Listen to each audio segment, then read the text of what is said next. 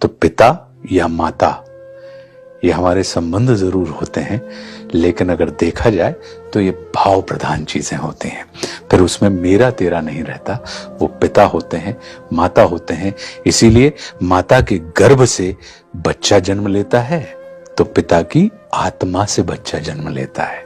इसीलिए उसे आत्मज या आत्मजा कहा जाता है कि घर की बुनियादें दीवारें, बाम और दर थे बाबूजी।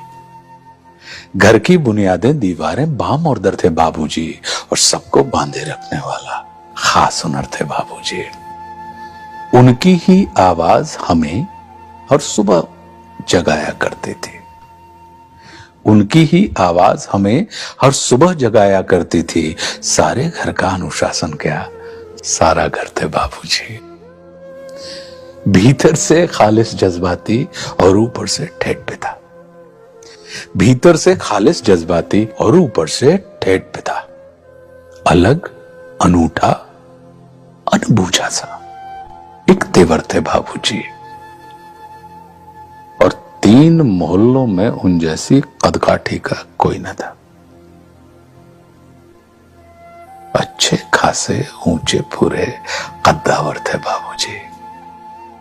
3 मोहल्लों में उन जैसी कदकाठी का कोई न था। अच्छे खासे ऊंचे पूरे कद्दावर थे बाबूजी। और अब तो उस सूने माथे पर कोरेपन की चादर है।